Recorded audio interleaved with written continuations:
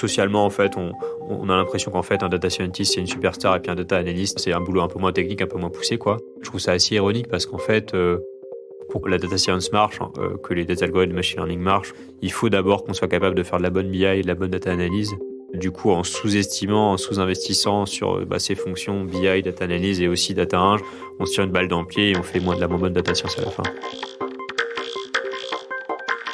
Bonjour et bienvenue sur Data Driven 101, le podcast qui s'intéresse aux applications concrètes de la data dans toute leur diversité. Je suis Marc Sanselme, fondateur de Scopeo, agence de recherche et développement en data science. Je reçois des professionnels d'horizons variés pour nous parler de leurs aventures, leurs succès, leurs échecs, leurs espoirs, leurs techniques, leurs astuces, leurs histoires et leurs convictions. Cette semaine, je reçois Victor Billette de Vilmer, Product Manager. Après 4 ans chez Bearing Point en tant que prestataire pour le secteur public, il est maintenant chez L'Oréal dans le département IT depuis 1 an. Il est également vulgarisateur sur LinkedIn avec 2 publications par jour sur le sujet PM et tech en général. Bonjour Victor. Bonjour Marc.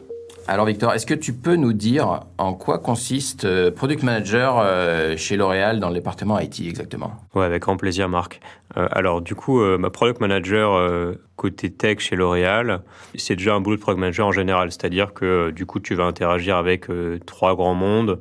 Le monde de la tech, le monde de la technique, les développeurs, les ingénieurs, les data scientists, pour délivrer des applications qui soient bien faites d'un point de vue technique. Tu vas échanger avec le monde des utilisateurs et de l'expérience, pour essayer de leur construire des applications qui soient bien intuitives, ergonomiques, bien faites et voilà, des jolies interfaces.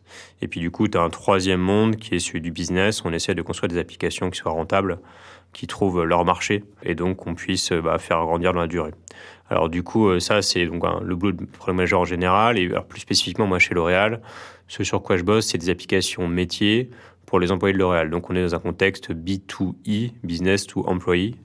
Et donc, il y a certaines spécificités à ce boulot-là, donc on pourra y revenir. Mais une des spécificités que ça a, c'est que on essaye beaucoup du coup d'utiliser la data pour rendre les employés plus efficaces dans leur boulot de tous les jours. Donc, ce qui fait l'approche data-driven, c'est quelque chose qui nous anime et sur lequel on travaille pas mal.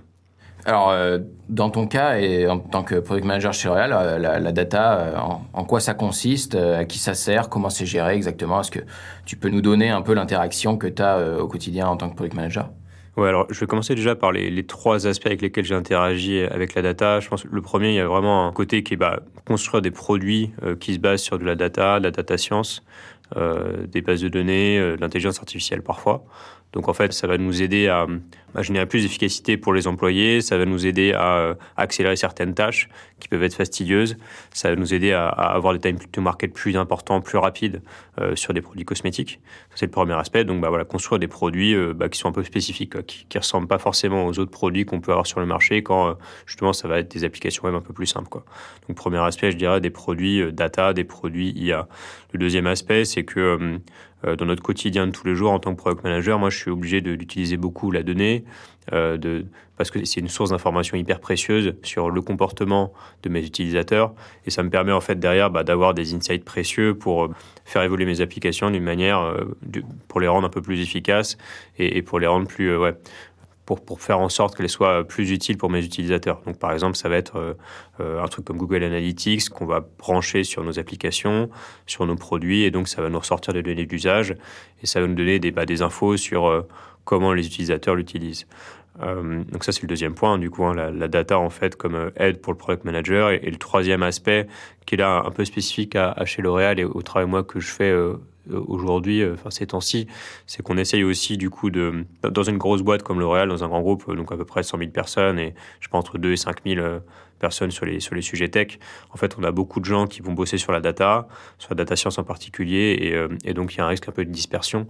Et donc un des enjeux qu'on a aujourd'hui aussi, c'est de créer des communautés sur ce sujet data science, pour faire que les gens échangent, qu'il y ait la transversalité et qu'on ne réinvente pas la roue en fait, parce que quand tu as une boîte qui est très très grosse avec plusieurs localisations géographiques, hein, évidemment dans tout le monde, quoi, potentiellement quelqu'un va faire un truc aux États-Unis, puis en fait derrière quelqu'un d'autre va le faire en Chine 6 mois après. Donc voilà, on a aussi cet enjeu-là, c'est le troisième, hein, du coup, de fédérer, créer une sorte de culture commune de data. Briser les silos peut-être aussi.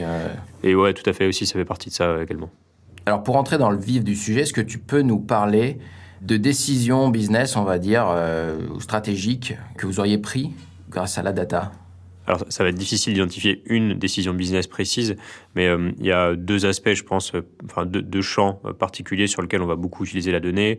Le premier, je pense, ça va être tout ce qui va être sur la stratégie média, la stratégie de promotion, la stratégie marketing. On va beaucoup utiliser la data pour essayer de réfléchir à où investir en termes de dépenses. Marketing, est-ce qu'on va investir dans des médias traditionnels comme la télé, les journaux? Est-ce qu'on va investir dans des médias un peu plus modernes, un peu plus nouveaux comme des campagnes d'influenceurs sur Instagram, sur TikTok? Donc là, ça va être un des premiers aspects sur lesquels on va utiliser la data, avec des modèles parfois un peu complexes de recherche opérationnelle. Et donc, ça va nous aider à être plus efficace dans les dépenses qu'on fait. Voilà, L'Oréal, c'est une entreprise qui est connue pour beaucoup dépenser dans tout ce qui est marketing. Et donc, du coup, on essaie de le faire intelligemment. C'est le premier aspect. Le deuxième aspect, ça va aussi être sur les sujets marketing, mais du coup, un peu plus en amont, sur la recherche utilisateur, la recherche consommateur, essayer justement de mieux comprendre les comportements de nos consommateurs, les grandes tendances qui se développent. Et donc, on essaye aussi d'utiliser la data, l'intelligence artificielle et tout ce qu'on peut récupérer comme données sur les réseaux sociaux pour identifier les grosses tendances et du coup les sujets sur lesquels investir. Alors, est-ce que vous faites du machine learning chez L'Oréal? Est-ce que tu peux nous parler un peu d'exemples concrets? Ouais, avec plaisir. Du coup, on en fait. Alors, je dirais, pour vous citer deux applis qui sont assez emblématiques de ce qu'on peut faire. Donc, c'est des applications pour le métier. La première, donc, c'était sur le sujet des trends, l'identification des tendances. Donc, c'est un gros enjeu pour toutes les marques, enfin, voilà, à peu près toutes les marques dans le monde, mais c'est un gros enjeu d'identifier les nouvelles tendances parce qu'en fait, on a envie, en tant que marque qui offre des produits de consommation pour les consommateurs lambda, en fait, d'être vraiment en avance sur ces tendances-là et de pouvoir adapter vraiment à l'humeur du marché, quoi, aux grands sujets sociétaux. Donc typiquement, je sais pas, Black Lives Matter, par exemple, c'est un sujet vraiment important que du coup les différentes marques dans le monde, les différentes entreprises ont dû adresser d'une manière ou d'une autre dans leur communication ou dans leur stratégie de produit. Et donc typiquement le prochain Black Lives Matter, on veut le repérer et puis du coup pouvoir être proactif là-dessus, sur le sujet.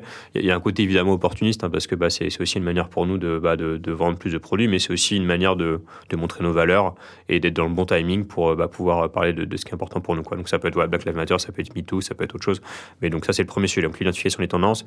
Et donc nous, on a des outils du coup pour identifier ça en amont. Alors ça se passe comment en général? C'est que on va scraper, alors pas nous-mêmes, mais on va récupérer de la donnée sur tout ce qui se passe sur les réseaux sociaux. Ça va pouvoir être des posts d'influenceurs, ça va pouvoir être plus généralement un certain nombre de comptes de personnes qu'on va suivre et dont on va pouvoir suivre un peu l'engagement et l'influence.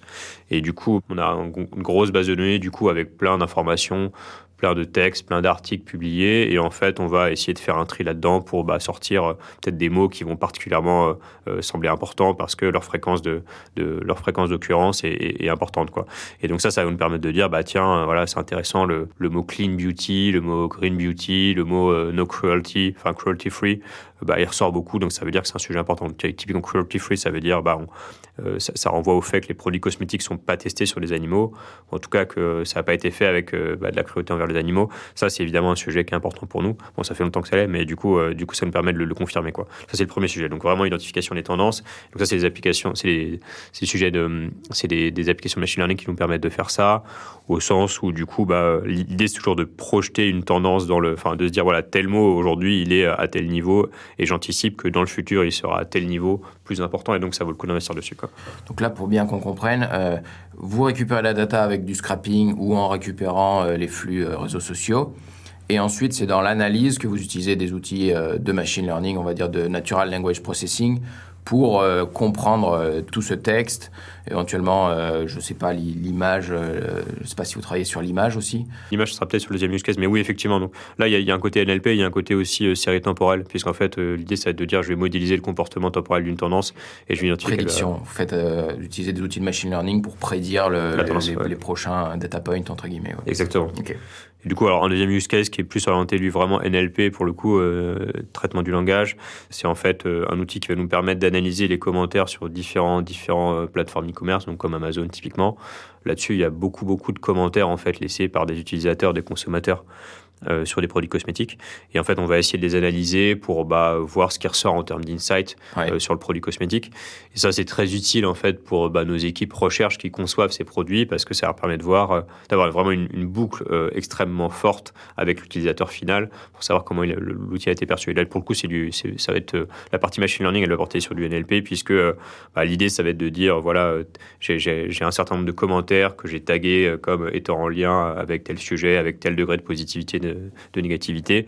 Et du coup, sur les nouveaux que je vais pouvoir récupérer, je vais pouvoir dire, du coup, voilà, celui-là, il est très positif, ou celui-là, il est un peu moins, grâce du coup, au stock de données historiques sur lequel je me suis entraîné. C'est du passage à l'échelle, en fait, parce que finalement, par rapport à une dizaine de commentaires qu'on pourrait lire, là, on se retrouve avec des dizaines de milliers, peut-être, de reviews sur Internet. Et le NLP vous permet de synthétiser, d'extraire un avis synthétique de toutes ces personnes. Exactement. Avec peut-être des rapports un peu plus compliqués qu'une simple phrase, mais c'est quelque chose qui ne serait pas accessible sans machine learning. Ouais, exactement, parce que le volume est trop important et du coup, on n'aurait pas ce côté prédictif qu'on peut inclure là maintenant. Et il y a aussi un aspect intéressant, mais du coup, on en dira sûrement, c'est qu'aussi, en fait, le fait d'essayer de créer ce use case-là, ça nous a forcé à nous poser des questions d'un point de vue métier qui étaient assez pertinentes. Enfin, typiquement, là, ça nous a poussé à nous poser comme question quels sont les attributs potentiellement sur lesquels peuvent parler les consommateurs. Quand on parle d'un mascara, par exemple, c'est quoi les différents attributs dont peuvent parler les consommateurs? Est-ce que typiquement, un mascara, on va attendre qu'il fasse pas d'espèce de petit pâté au niveau des cils. Mais du coup, comment on définit ce terme pâté? Et du coup, en fait, il y a vraiment eu un travail aussi métier de définition, de clarification de ce qu'on attendait comme attribut, qui pour le coup a pas grand-chose à voir au début avec la data, mais qui est hyper utile en fait, à la fois d'un point de vue métier et à la fois d'un point de vue data. Alors, quel est le plus gros avantage compétitif que vous avez à L'Oréal en étant une société qui s'occupe de la data, qui l'analyse, qui la consomme? En fait, du coup, il y a toujours deux aspects, à mon avis, dans ces sujets data. Je pense qu'il y a vraiment un sujet, d'abord, rationalisation, un peu processisation quelque part. Et là, c'est un peu ce qu'on a mis en place avec, du coup, la migration sur GCP de l'infra. Et puis, du coup, on bosse beaucoup, nous, sur le côté data gouvernance. En fait, essayer de rendre ça intelligent, de faire que le métier, les fonctions business puissent avoir des idées du use case qu'elles puissent construire avec les populations IT et tech, quoi. Donc ça, c'est le premier truc, je dirais. C'est la première chose qu'on a fait. Et la deuxième, du coup, c'est vraiment ensuite avoir une sorte de compétences techniques pour construire ces use cases-là de machine learning qui sont difficiles d'un point de vue technique. Donc là, c'est un peu les deux trucs qu'on a. Je pense qu'il faut l'un et l'autre, quoi. C'est-à-dire que si jamais tu as la partie compétences machine learning sans avoir la partie gouvernance, rationalisation de l'infra, en fait, tu as des usines à POC, en fait, qui vont jamais aller en production. Et puis, si jamais tu as uniquement une partie rationalisation de l'infra gouvernance, mais sans compétences machine learning, en fait, tu vas rester sur des trucs alors qui sont très puissants comme la BI, par exemple, mais tu vas pas aller plus loin sur du prédictif et parfois, ça va être nécessaire, quoi. Donc, nous, l'avantage, je dirais, que ça nous donne, c'est qu'en fait, d'avoir fait ces deux trucs-là assez tôt, de manière assez précoce, alors quand je rapporte à notre industrie de la beauté, ça nous permet d'avoir des premiers un avantage important parce que on a commencé à essuyer des plâtres un peu plus tôt que les autres, et du coup, ça nous a permis de gagner en maturité un peu plus vite, et donc, par exemple, de commencer à capitaliser sur nos sources de data, les rationaliser, les cleaner, pour qu'ensuite, elles soient de meilleure qualité, et en fait, ça va continuer à s'améliorer au fur et à mesure, à la fois en qualité et en quantité, et donc ça nous permet de prendre un peu de l'avance, en fait, sur les autres. Vous êtes finalement une fonction support au sein de L'Oréal et vous donnez le meilleur support à ceux qui conçoivent les produits, ceux qui designent les stratégies marketing. Ouais, alors du coup, justement, nous, on essaie un peu de casser le terme fonction support parce que, en fait, l'IT un peu à l'ancienne, on va dire, c'était un peu ça. C'est-à-dire, en gros, je vais voir l'informatique quand j'ai besoin d'un nouveau PC ou quand mon PC ne marche plus. Ouais. Et ça, du coup, c'est en fait, il y a une relation client-fournisseur qui est pas hyper saine, enfin, en tout cas, qui est pas forcément hyper efficace. Nous, on essaie vraiment d'être dans une relation un peu plus partenariale, où en fait le business va pouvoir nous parler d'un use case et on va le travailler ensemble pour le sortir, pour le développer, et où aussi nous qui sommes plutôt techniques, on va pouvoir leur proposer des idées et en fait ensemble on va construire les choses. Donc on est plutôt dans une relation partenariale. Par contre, je pense que voilà, ce qui est important et ça revient à ce que tu dis, c'est que on est là au service du business, on n'est pas là pour faire de l'IT pour de l'IT. À la fin, on veut que ça serve à L'Oréal, on veut que ça ait de l'impact pour la boîte en général. Un data scientist, un data analyst, tu attends quoi de lui quand tu le recrutes? Alors, moi, je dirais on va dire c'est assez classique, mais soft skills, hard skills, pour différencier. Je vais commencer du coup par les hard skills parce que c'est plus facile. Du coup, la partie hard skills, en fait, ce qu'on va quand même attendre de lui, c'est une bonne maîtrise des basiques en termes de cleaning de données, gestion de données et puis premières analyses statistiques. Voilà, ça va être à la fois pour le data analyst, à la fois pour le data scientist, pour en fait être capable de faire des petites manips rapides sur des données et récupérer des premiers insights. Ensuite, ce qu'on va attendre peut-être un peu plus spécifiquement d'un data scientist, pour moi, c'est des vraies compétences de software engineer, c'est-à-dire que en fait, on est quand même en train de construire des applications qui terminent en production à un moment, et donc on ne peut pas se permettre de juste faire, en gros, si je caricature, des Jupyter Notebook qui vont tourner en local sur le PC du data scientist. Donc moi, j'attends aussi, je pense, d'avoir un peu cette sensibilisation sur le fait qu'à la fin, ça termine en prod et que ça doit être des applications bien faites, quoi, et bien conçues. C'est aussi en lien avec le boulot de Data Eng, pour le coup, qui fait partie aussi de cet écosystème. Donc ça, c'est je pense, le premier point sur la partie hard skills. Sur la partie soft skills, je dirais que en fait, on a besoin aussi d'avoir des data scientists qui soient des bons communicants, qui sachent expliquer leur travail. Un des gros écueils, je pense, du machine learning aujourd'hui, c'est que en fait, c'est mal compris, notamment par les chefs, les sponsors, qui imaginent que c'est une sorte de baguette magique.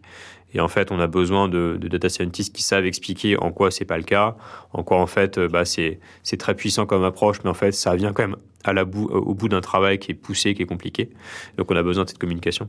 Tu viens de parler de sponsor, justement, pour quelqu'un qui n'est pas product manager, c'est intéressant d'avoir un peu une explication de ce qui va derrière. Les parties prenantes sur un projet, dans une boîte comme L'Oréal, qui c'est en gros, et quels sont les interlocuteurs du data scientist dans ce genre de situation ? Alors, en général, je pense que sponsor, de manière générale, pour le définir, c'est quelqu'un qui, globalement, a un peu droit de vie et de mort sur ton projet, pour le dire très simplement. Et du coup, sur un peu tout produit, toute initiative, en fait, tu as souvent quelqu'un qui va représenter le monde de l'informatique, de la tech, quoi. Donc ça va être en général plutôt mes chefs, les chefs chez moi, quoi. Et puis en général, tu as un chef côté métier, du coup, qui est le chef des interlocuteurs métiers qu'on va avoir, quoi. Et donc, du coup...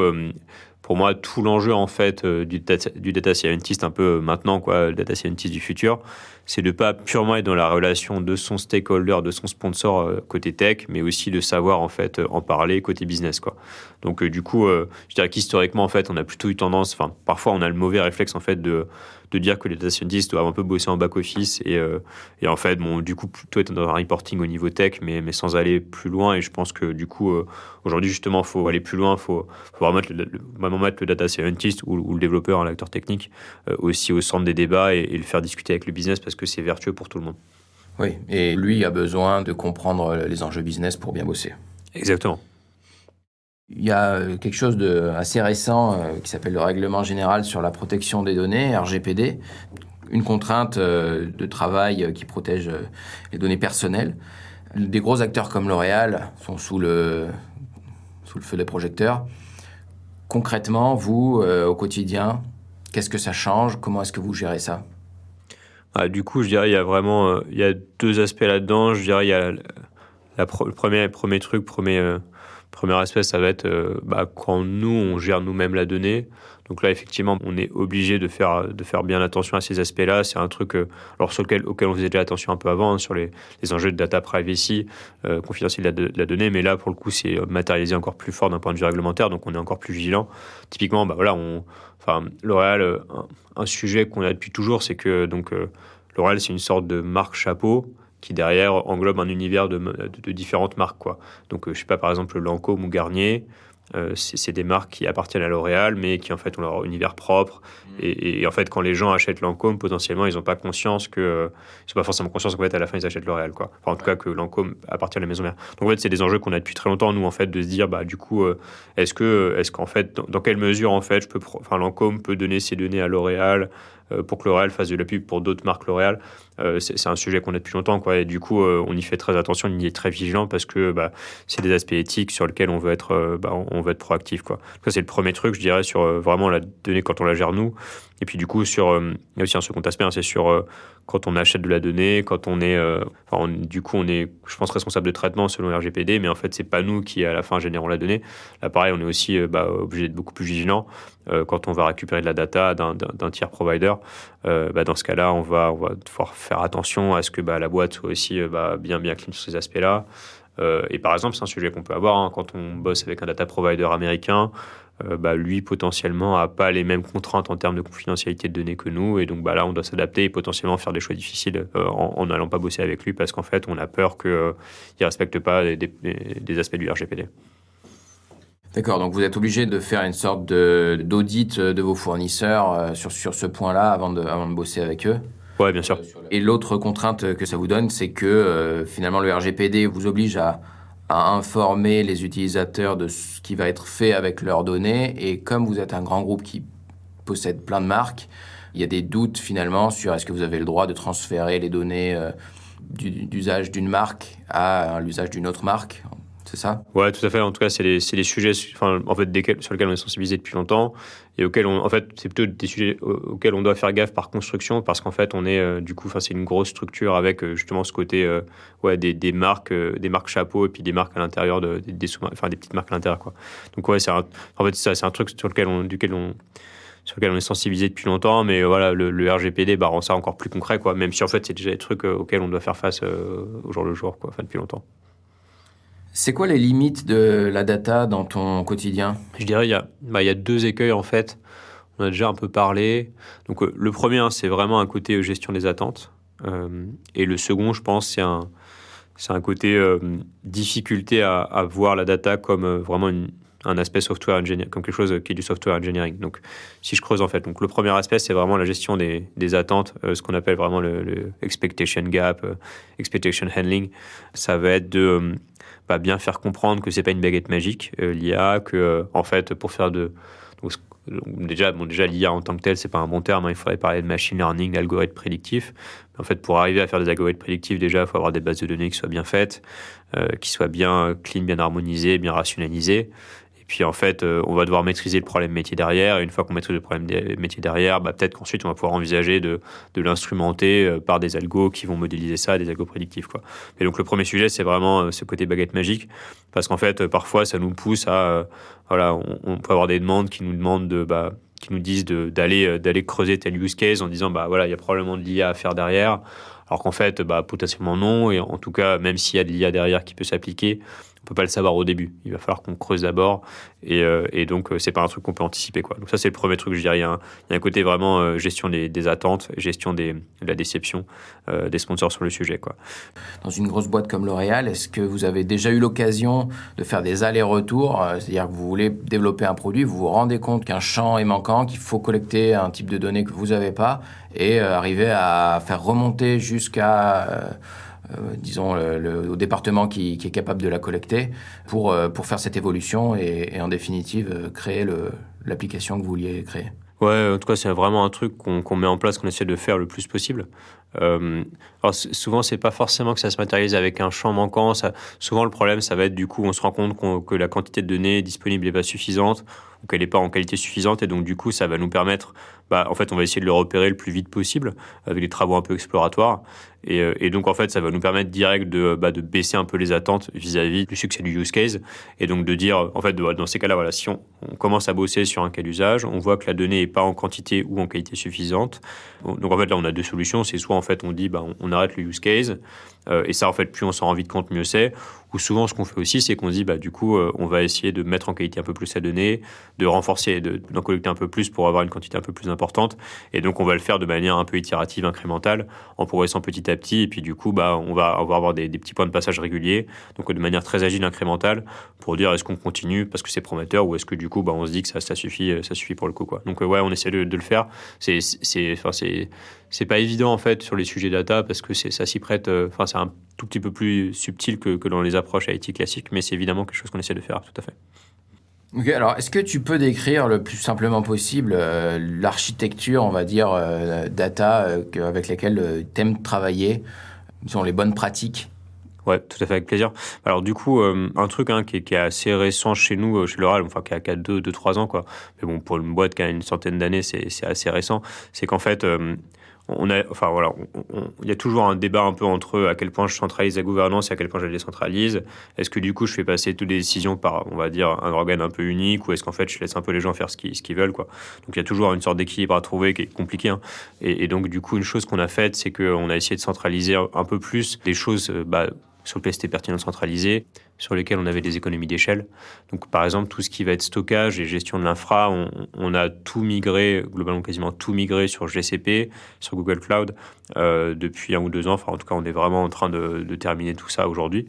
Donc ça, c'est le premier aspect. C'est que notre stack technique au niveau infra, c'est du GCP. Et donc, avec tous les avantages que le cloud peut donner en termes de serverless, ça va beaucoup plus vite pour créer un environnement.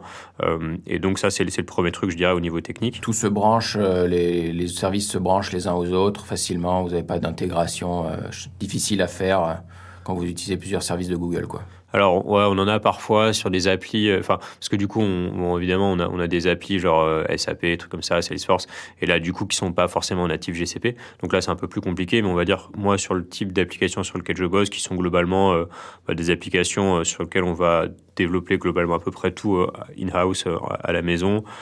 Du coup, pour le coup, ça se passe bien, quoi. Donc, en gros, on a une couche donc GCP pour tout ce qui est stockage infra et on utilise des services managés. Donc, typiquement, tout ce qui va être donc pipeline de CI/CD, on utilise pas mal Vertex AI. Bon, voilà, qui est en gros un peu le truc, le service qui nous permet du coup de faire du CI/CD sur des applications machine learning et des aspects MLOps également, quoi. Ensuite, en général, on a du Python assez classiquement pour tout ce qui va être gestion de la donnée, back-end, et puis derrière du front-end en JS en général, on fait ça doit être du React en général qu'on prend. Donc c'est ça globalement la stack. Et ces choix, pourquoi vous les avez faits? Est-ce que tu connais les tenants et aboutissants de ces choix, les avantages, inconvénients?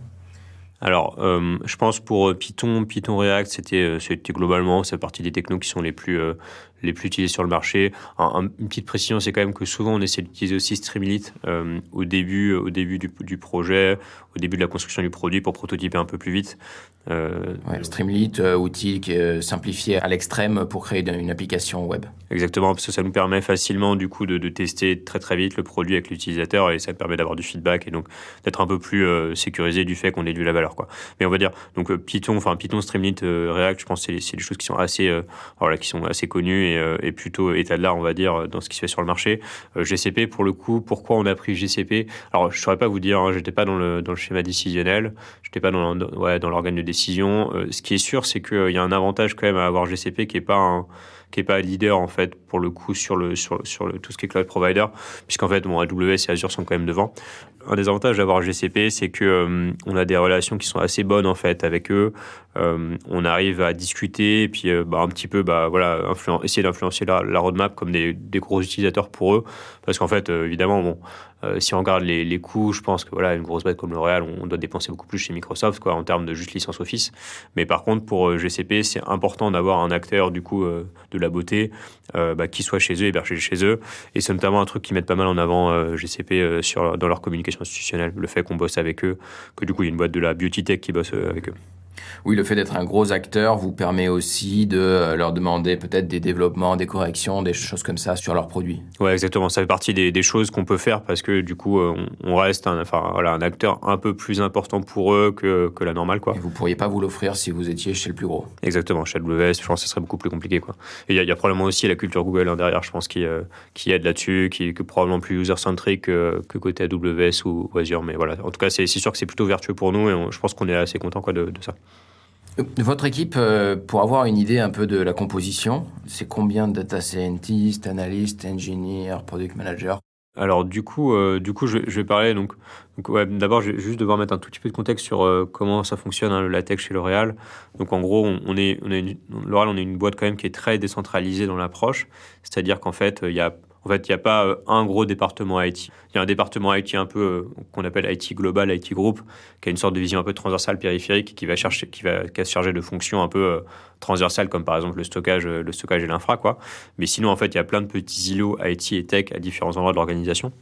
Et donc du coup, là, je vais parler de mon îlot tech, donc qui s'appelle Tech Accelerator, qui est au sein de l'IT Group et donc qui développe des applications métiers pour les employés de L'Oréal, quoi. Mais donc pour parler de mon entité à moi, on est à peu près, je dirais, une vingtaine de personnes, avec du coup à la fois des profils data science et data science data ing, des profils UX designer, product designer, des profils product manager comme moi, et des profils plutôt orientés tech lead, architecte, software développeur, lead développeur. Donc on est structuré à peu près comme ça, et après en fait sur une initiative, un produit donné. Donc en général on a un product manager, un product designer, un data scientist et en général, donc là le data scientist joue un peu un rôle de lead et 2-3 data scientists ou data eng ou développeurs dans l'équipe produit, on va dire. D'accord. Et combien de software engineers dans une équipe comme ça? Et en général, je dirais 2 ou 3 pareils à peu près. Sachant que souvent nous, alors on peut pas tout internaliser, donc souvent en fait c'est les gens internes de l'équipe, du coup le côté tech accélérateur en fait jouent un peu le rôle de lead et du coup on a des prestats ensuite côté software eng et côté data scientist. C'est quoi votre plus grande déconvenue dans ton équipe à L'Oréal avec la data? Qu'est-ce que éventuellement tu regrettes de ne pas avoir fait autrement? Je dirais un des sujets, je sais pas si c'est une déconvenue, mais en tout cas un des sujets sur lequel on bosse beaucoup nous aujourd'hui, c'est tout ce qui va être adoption et s'assurer que les utilisateurs perçoivent bien la valeur ajoutée des applications qu'on construit et les utilisent correctement et dans le temps, quoi. Qu'il y ait une forme de rétention aussi de ces applications. En fait, c'est lié aussi du coup au sujet de l'IA. C'est comme je disais, en fait, il y a souvent une perception de l'IA et du machine learning qui est vue comme une baguette magique. Donc en fait, on a envie de se précipiter vers cette solution-là, ce qui fait que parfois ça nous aveugle et en fait, on prend pas le temps de se poser la question de est-ce qu'il y a bien un problème derrière qu'on va vouloir résoudre. Et est-ce que du coup, ce problème, pour le résoudre, il faut bien utiliser du machine learning? Et donc en fait, parfois en fait, on va trop vite à la solution parce que aussi il y a du sponsoring qui nous pousse à utiliser ce genre de technologie. Mais ce qui fait qu'en fait, on n'a pas bien caractérisé le problème et on n'a pas bien défini comment bien cadrer la solution pour qu'elle y réponde le plus efficacement possible. Ce qui fait qu'en fait, à la fin, l'utilisateur, il peut être un peu déçu ou en tout cas, on a du mal à l'engager dans le temps. Et donc c'est un de nos gros sujets aujourd'hui sur lequel on essaie de beaucoup bosser. En plus, on a un élément de complexité supplémentaire qui fait qu'on est dans un contexte business to employé qui est un peu qui est compliqué parce que du coup c'est toujours c'est des populations qui sont dites captives, c'est-à-dire qu'elles n'ont pas forcément le choix d'utiliser. Mais du coup, c'est d'autant plus dur en fait de susciter leur adhésion qu'en fait elles ont pas forcément le choix. Donc en gros, c'est pas évident, paradoxalement. Plus exigeant comme population. Ouais, tout à fait, exactement. Et tu as un exemple à nous donner de situation dans laquelle justement l'IA était attendue comme une baguette magique et il a fallu manager les expectations? Je dirais de manière générale, en fait, j'ai pas peut-être un projet. Ça va être compliqué de donner un projet en exemple particulier, mais en fait, de manière générale, je dirais que ça arrive souvent en fait qu'il y ait des grosses attentes vis-à-vis de ça, côté utilisateur et puis côté sponsor, et qu'en fait, soit en fait côté utilisateur à la fin, il y a une forme de déceptivité parce que en gros on attend beaucoup trop de l'algorithme machine learning et puis en fait quoi qu'il arrive ça reste quand même un produit informatique qui grossit dans le temps, qui progresse dans le temps. Donc en fait du coup l'utilisateur va être un peu déçu et du coup ça va créer de la suspicion vis-à-vis du produit et du machine learning, c'est-à-dire qu'il va être extrêmement exigeant et en fait il va attendre de lui qu'il soit complètement omniscient, ce qui n'est pas le but, quoi. Souvent aussi l'autre manière dont ça va se matérialiser, c'est qu'en fait l'utilisateur va en gros être beaucoup trop va trop suivre en fait ce que veut dire l'algorithme, en fait les recommandations de l'algorithme, va avoir du mal à faire preuve de recul et d'esprit critique et donc du coup il va le suivre de manière complètement automatique, ce qui est pas bien non plus parce qu'en fait à la fin on veut garder quand même une analyse humaine dans la boucle. Oui, c'est des outils qui sont faillibles et qui sont utilisés comme vérité. Comment tu gères l'humain dans ce genre de situation avec ton expérience? Qu'est-ce que tu as adapté? Comment est-ce que tu gères ces deux facteurs? Je dirais le meilleur conseil moi que j'ai là-dessus, c'est que il faut réussir à anticiper ces éléments le plus possible. Alors, je pense que c'est vraiment le b.a.-ba en termes de conception de produits informatiques, mais il faut inclure l'utilisateur dans la boucle dès le début. C'est-à-dire que en fait, il faut pas concevoir un produit, il faut d'abord se demander pour qui je le construis, quoi. Et donc, ça va forcément nous amener à aller voir les utilisateurs, leur poser des questions, les comprendre. Et en fait, comprendre leurs problèmes et ensuite construire avec eux une solution, ça va nous permettre de les mettre dans la boucle dès le début. Et en fait, ça va faire de la conduite du changement, ça va justement permettre de commencer à les convaincre du fait que l'application qu'on va essayer de construire, elle va être pertinente. Donc en fait, les inclure dans la boucle dès le début, même avant d'écrire la première ligne de code. Par opposition à écouter ce que dit le sponsor, demander un cahier des charges au sponsor et l'exécuter finalement. Ouais, exactement. Exactement. Et c'est même pas forcément un sponsor hyper élevé. Ça va être le réflexe qu'on a toujours en fait quand on construit des applications. On a toujours l'impression de mieux comprendre l'utilisateur, de bien comprendre l'utilisateur. Et en fait, on se rend compte toujours empiriquement que c'est pas le cas, que dès qu'on va discuter, dès qu'on va discuter avec lui, on va apprendre plein de choses. Et donc, pour éviter ça, et c'est un cercle vertueux, en fait, faut l'inclure dans la boucle très très tôt pour être sûr de bien être bien visé en fait ensuite en termes d'application. Est-ce que tu as une opinion à nous partager sur la data ? Un truc qui me frappe, c'est que et ça rejoint un peu ce que je disais avant, c'est qu'en fait souvent on a tendance, enfin je trouve ça assez ironique, en fait on a tendance à un peu sous-estimer tout ce qui va être business intelligence et data analyse un peu basique. Enfin je dis basique parce qu'en fait on a l'impression que c'est moins poussé que du machine learning. Et donc on va un peu sous-estimer ces fonctions-là. Et puis il y a aussi un côté où socialement en fait on a l'impression qu'en fait un data scientist c'est une superstar et puis un data analyst c'est un boulot un peu moins technique, un peu moins poussé quoi. Je trouve ça assez ironique parce qu'en fait pour que la data science marche, que les algorithmes de machine learning marchent, il faut d'abord qu'on soit capable de faire de la bonne BI et de la bonne data analyse. Du coup, en sous-estimant, en sous-investissant sur ces fonctions BI, data analyse et aussi data ing, on se tire une balle dans le pied et on fait de la moins bonne data science à la fin. Si tu as un conseil à donner à quelqu'un qui sort d'école en tant que data scientist, data analyst, data engineer, ce serait quoi ? Alors, moi, j'ai 2 conseils à donner. Enfin, je vais m'en donner 3 du coup. Donc, le premier, c'est de ne pas négliger la partie software engineering. Ça veut dire, en gros, Python, c'est le langage le plus courant pour faire de la data science, mais en fait, faire des applications web en Python, c'est pas un truc c'est pas un truc qui est hyper courant non plus dans l'industrie. Donc, faut pas hésiter à aller un peu plus loin, aller lire des bouquins qui vont un peu plus loin dans le software engineering, souvent sur de l'orienté objet, du Java, des choses comme ça, quoi. Donc, faut pas négliger ça, à mon avis, parce qu'on oublie souvent, en fait, la partie statistique peut trop nous emmener, peut trop nous attirer. Il faut pas oublier qu'à la fin, ça reste encore une fois des applications qui tournent en production. Donc, attention à la software eng. Deuxième aspect, je pense, c'est ne pas négliger la maîtrise du sujet métier à chaque fois. Donc, ça veut dire en fait, pour moi, un data scientist, c'est aussi un data scientist qui bosse dans telle industrie. Donc, si on bosse dans l'industrie bancaire, faut maîtriser l'industrie bancaire. Et encore une fois, maîtriser le problème métier, ça va être une manière aussi hyper efficace de construire des applications qui fonctionnent bien. Donc, ne pas sous-estimer ça, même si c'est pas technique, c'est important de le faire. Et le troisième truc, c'est tout ce qui est soft skills, à mon avis. En gros, entre un data scientist qui est exceptionnel d'un point de vue technique, mais qui est très très mauvais communicant, et un data scientist qui est moyen d'un point de vue technique, qui est un très bon communicant, je préfère largement le deuxième parce qu'en fait ça sera beaucoup plus simple en fait d'expliquer ce qu'on fait avec la data derrière et souvent en fait la difficulté pour nous c'est pas du coup d'un point de vue technique de gagner 3-4% de performance sur un algorithme, c'est de bien communiquer intelligemment sur ce à quoi sert l'algorithme. Voilà, c'est 3 conseils du coup. Pas besoin de construire des cathédrales. En revanche, il faut bien avoir cerné les enjeux, bien communiquer avec toute l'équipe pour que l'utilisateur soit bien servi, quoi. Exactement, ouais, pragmatisme, je pense que c'est ça le mot. C'est quoi l'avenir pour L'Oréal dans la data ? C'est quoi les prochains enjeux pour vous ? Et je dirais il y a toujours il y a plusieurs phases en fait de maturité dans les sujets data. Je pense la première phase, c'est une forme un peu d'enthousiasme, de découverte, où en gros on va tester un peu les trucs à droite à gauche, on n'est pas très très mature. Et du coup, là, cette phase, je pense qu'on l'a passée il y a quelques temps. La deuxième phase, à mon avis, c'est une phase où on est un peu plus mature et on commence à rationaliser un peu les choses, à essayer d'être plus organisé et plus industriel dans l'approche. Et du coup, ça, je dirais que c'est la phase de laquelle on est un peu en train de sortir. Et pour aller vers une troisième phase, qui est à mon avis une phase en fait où en gros, on a bien compris la force de la data, du machine learning et puis également ses faiblesses, ses biais. Et en fait, on arrive à avoir une vision un peu plus, je dirais, macro, peut-être un peu holistique en fait, de ce qu'on doit faire avec la data. Et où en gros, le machine learning, c'est un outil parmi d'autres pour utiliser des bases de données sur lesquelles nos applications informatiques stockent des informations, quoi. Et donc, du coup, je dirais que c'est cette troisième phase, justement, qu'on commence à toucher un petit peu à gratter du doigt, mais qui va, voilà, en fait, une vision un peu plus neutre, un peu plus dédramatisée de l'IA et du machine learning, où en fait c'est un outil parmi d'autres, mais c'est pas la silver bullet, l'outil qui va tout résoudre facilement, automatiquement et sans effort. Tu as pas mal bossé avec le secteur public dans le passé. Est-ce que tu peux nous faire un état des lieux de la data dans le secteur public, de ce que tu as vu ?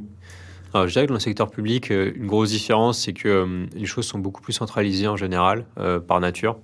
C'est-à-dire que, pour le coup, souvent, c'est dans une structure, il y a une grosse DSI qui va un peu centraliser toutes les décisions d'un point de vue informatique.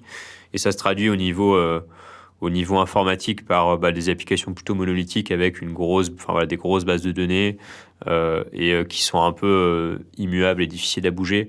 Donc je dirais que dans le secteur public, il y a un enjeu justement à faire bouger un peu ces grosses structures historiques et les faire aller vers du coup des nouvelles technologies qui soient plus agiles, plus modulaires et qui permettent de faire plus d'innovation, d'expérimentation. Et à côté, du coup, le truc, c'est que le secteur public aussi a monté quand même, a commencé à monter des structures un peu innovantes, data lab, des choses comme ça, quoi, pour pousser des use cases. Et donc, du coup, il y a quand même une forme de conscience qui commence à se développer sur le sujet, de awareness. Mais du coup, c'est un peu rejoindre les deux trucs, quoi. C'est-à-dire l'IT à l'ancienne, en fait, où on construit des applications qui sont peut-être un petit peu faillies parce que très monolithiques et pas forcément hyper évolutives ou modulaires. Et faire parler ce monde-là avec le monde, du coup, un peu de l'innovation. On commence à faire des POC un peu à droite à gauche, mais en fait, c'est pas hyper industriel parce qu'en fait, on parle pas suffisamment avec l'IT à l'ancienne qui a l'habitude de faire de la prod depuis des années, quoi. Et donc, on termine sur un problème d'adoption à la fin d'époque. Ouais, exactement, d'adoption, je dirais, et puis également d'industrialisation, c'est-à-dire qu'en fait, on n'arrive pas forcément à bien le pousser en prod intelligemment, on n'a pas les bonnes compétences, quoi. Et effectivement, à la fin, c'est l'utilisateur qui souffre de ça, et donc c'est un problème pour nos produits et nos applications. Merci Victor. Merci Marc, merci pour l'accueil. Merci d'avoir écouté Data Driven 101. Si vous avez aimé, n'hésitez pas à vous abonner à la chaîne, à liker et à partager. La semaine prochaine, je recevrai Adrien Fenech, président de Estimeo, pour nous parler de son expérience avec la data. À très vite.